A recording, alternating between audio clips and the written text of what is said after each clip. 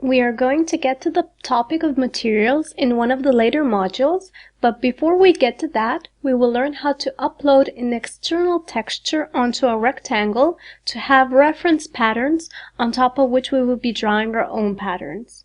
Now in our case, we'll be using a pattern for women's shorts that you also have in your project files.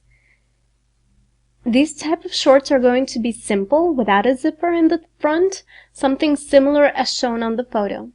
We will later connect the top, belt, and shorts together to create a jumpsuit. Now before we get started on that, let's just grab all of the patterns that our top is made of and push it a little more to the top. So we'll have room to work with over here. And let's just go and grab our rectangle tool and create a rectangle somewhere over the silhouette where we want our shorts to be. So I'm going for something like this. Now we will head on to the object browser, to the fabric tab, and create a new fabric. And we're going to do that by clicking this add button right here. And we get a new fabric that we can also rename to, let's say, the shorts pattern. And I'm just going to push this up a little bit so we'll see better. The next step is adding the pattern image under material, and be sure to have the front tab selected because as you can see we can apply texture for the front, back, and sides separately. So have the front tab open and click on this icon right next to texture so we can upload the front and back texture. Now we're going to click and drag this fabric that we just created and drag it on top of the rectangle we just created.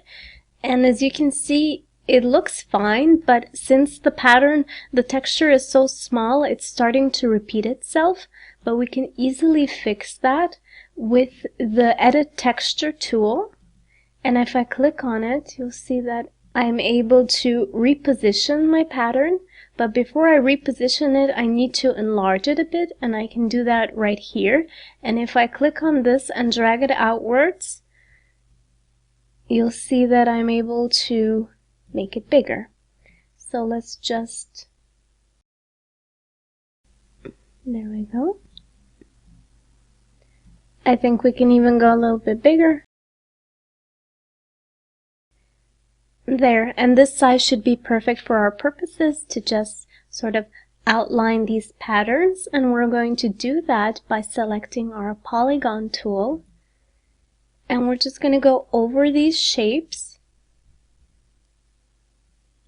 You can help yourselves by holding Shift while you do this to get straight lines, and you don't have to be very precise. I'm just going to leave this a straight line for now, and we're going to curve it later using the other tools.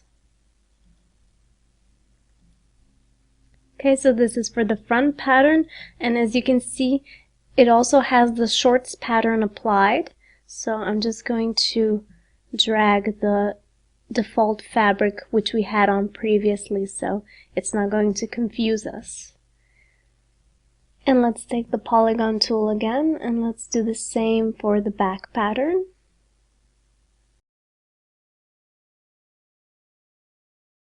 There we go, and just leave this line for now.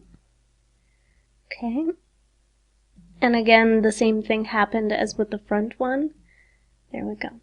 Alright, now all that we need to do is to curve this line, and we're going to do that not with the Edit Curvature tool, but with the Edit Curve Point tool, because I think we will need at least 2 points to get this curve.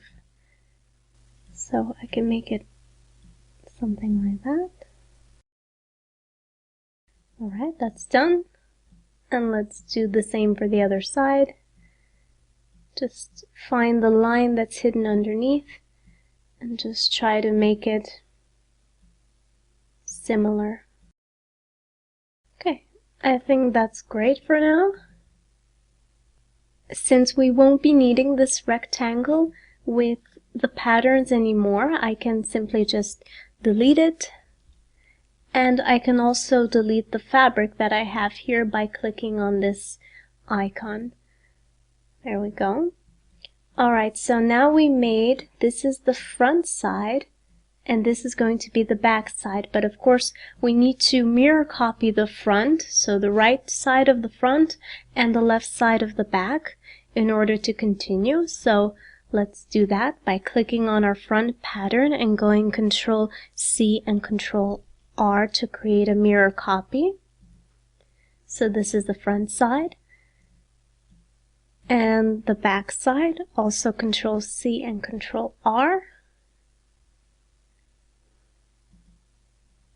Alright, now we also need to connect it through symmetrization. Remember, this makes our work a lot easier. So let's just select both of the front patterns, right click and choose symmetrization, and do the same for the back. And choose symmetrization. Alright, now all we have to do is position the patterns around the avatar. Let's identify the back pattern where it is and move it with the gizmo a bit to the right. And where's the other one? Oh, the other one's here. Okay, so let's just position it like that. Now remember, if we want to position the back patterns behind the avatar, as so, we need to horizontally flip them in order to have the wider side, which is the outer side, on the outside.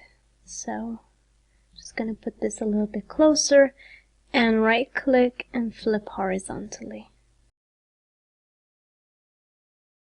And maybe reposition the front patterns as well.